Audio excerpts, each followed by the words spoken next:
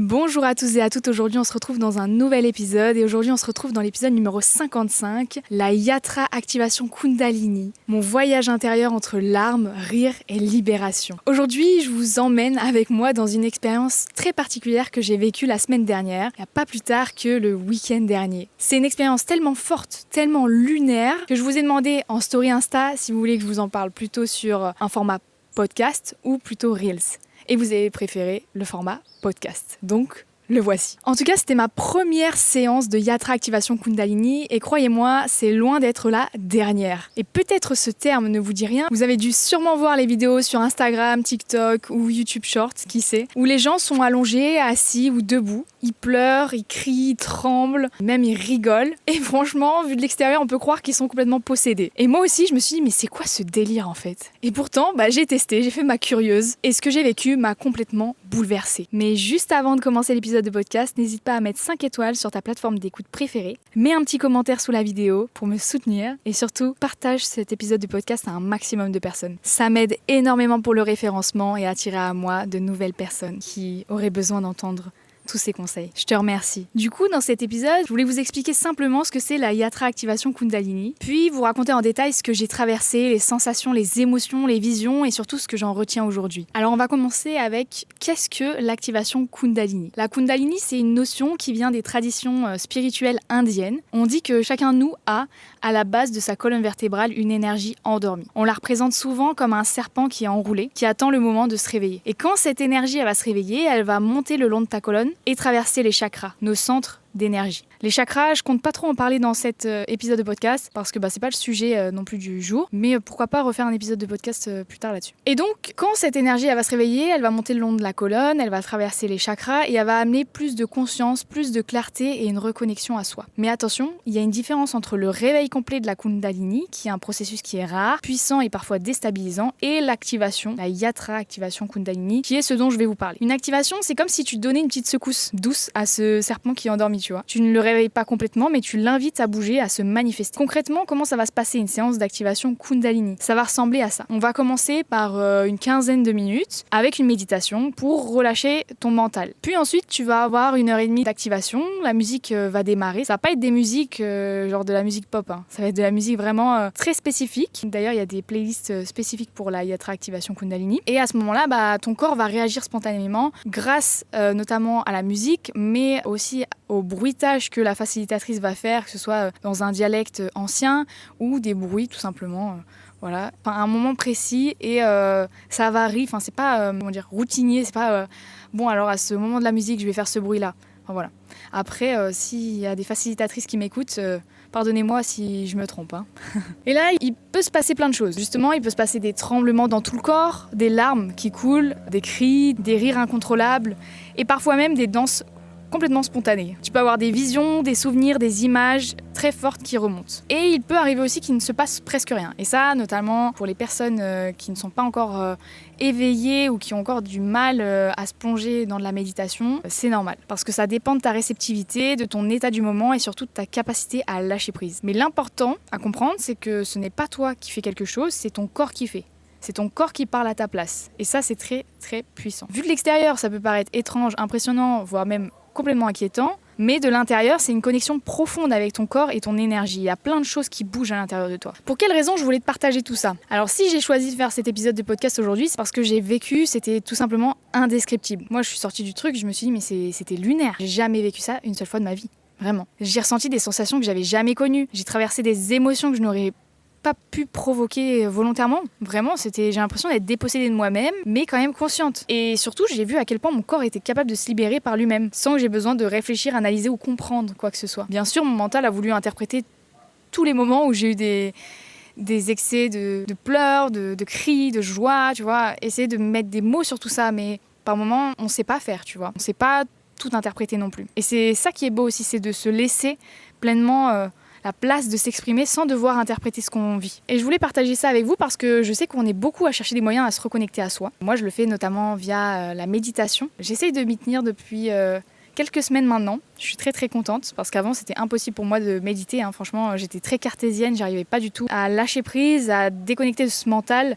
Et à l'heure d'aujourd'hui, j'y arrive et j'ai même réussi à être réceptive dès la première séance de cette Yatra Activation Kundalini. Donc franchement, je suis très contente. Parfois, t'arrives pas à arrêter de tourner en boucle dans ta tête, de lâcher ce contrôle. Et pour moi, cette expérience a été une vraie leçon de lâcher prise. Là, franchement, pendant 2 heures, j'ai jamais autant lâché prise de toute ma vie. Alors mon expérience, je vais te raconter un peu tout ça. Au début de la séance, en vrai, j'étais curieuse et tout, intriguée. J'étais pas non plus sceptique, tu vois, j'étais pas en mode ça va pas marcher. J'étais très ouverte à l'idée que ça puisse fonctionner, mais j'étais un peu en mode qu'est-ce que tu me racontes quoi. J'ai hâte de tester pour voir si c'est vraiment vrai ce que tu me racontes, tu vois. J'avais vu toutes ces vidéos, tu vois, sur les réseaux où ces gens bougeaient dans tous les sens. Je me disais, mais est-ce que c'est vrai ou c'est complètement du fake je me disais, qu'est-ce qui se passe? Est-ce que c'est de la sorcellerie? Voilà, tu te dis, mais what?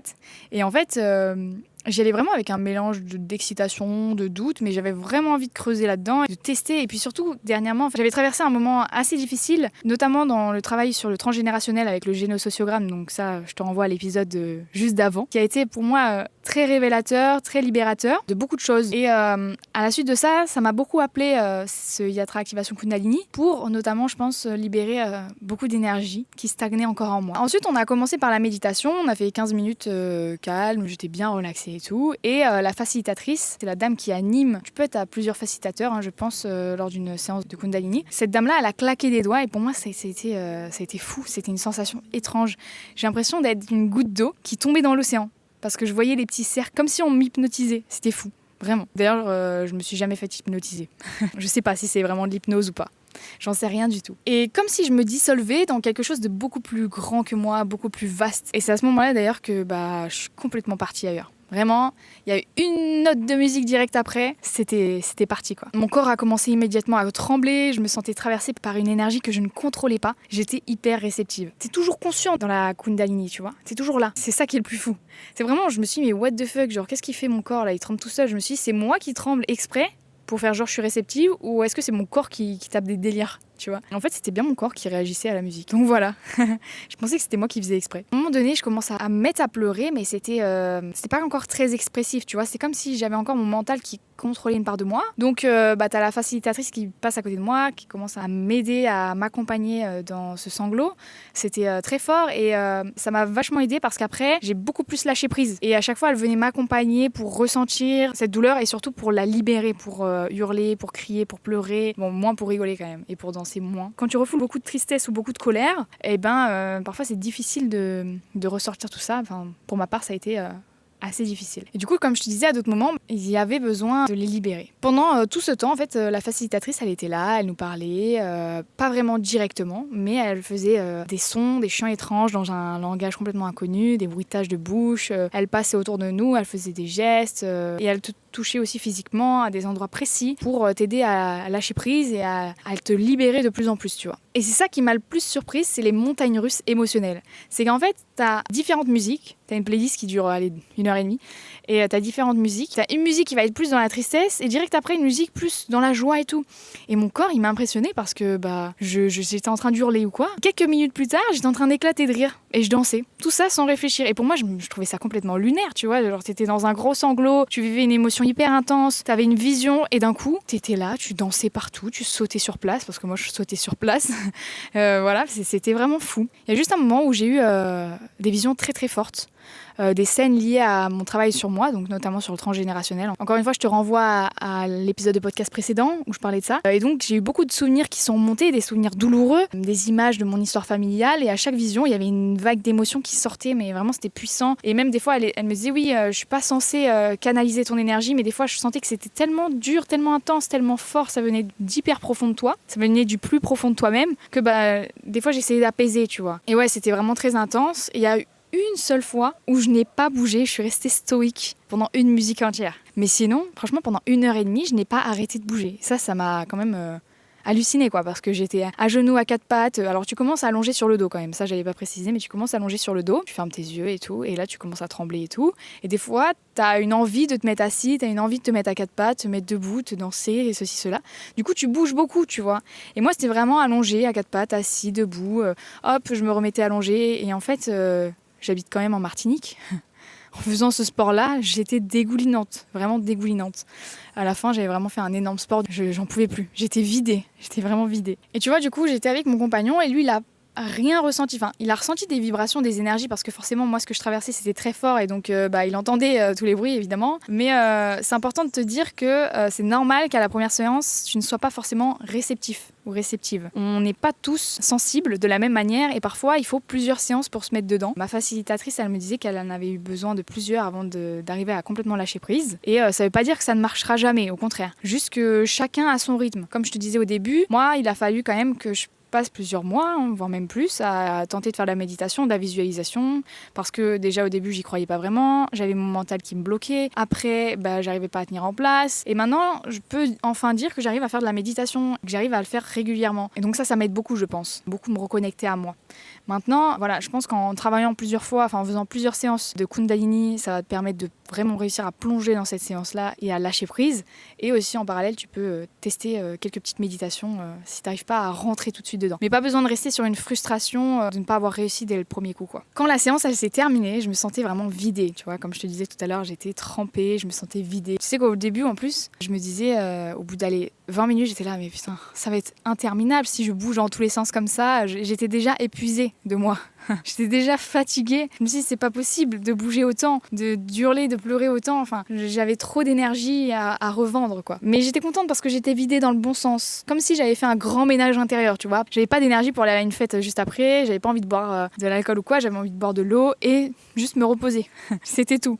Mais j'ai senti le bénéfice que ça m'a fait et notamment là je te parle donc presque une semaine après maintenant cette expérience et je trouvais ça complètement fou et au point où ça a beaucoup bougé les énergies en moi parce que maintenant je sens que j'avais beaucoup le chakra de la gorge bloqué et je sens que ça va beaucoup mieux maintenant. Alors non, il n'est pas totalement débloqué, je pense que j'ai encore des choses à libérer et c'est bien pour ça que je dis que ça sera loin d'être ma dernière séance de Kundalini, mais ça me donne envie de continuer là, ça me donne vraiment envie. L'après séance du coup, t'as quelques petites recommandations, c'est boire beaucoup d'eau parce qu'évidemment quand tu bouges partout ça te fatigue, ça te déshydrate, mais pas que, il faut vraiment que tu purifies ton corps, de rester tranquille, de te reposer parce que ton corps il a besoin d'intégrer tout ce que tu as vécu et ça a été vraiment un peu comme si on venait taper dans une énorme fourmilière, quoi. On arrive, on fait la tempête émotionnelle, on vit toutes les énergies, il s'est passé énormément de choses à l'intérieur de toi. Moi j'ai vraiment pris le temps d'écrire après ce que j'avais vécu parce que c'était très intense pour moi et j'ai envie de le garder en mémoire, j'ai envie de me souvenir de cette première expérience de Kundalini. Ce que je retiens du coup de cette expérience, c'est que j'ai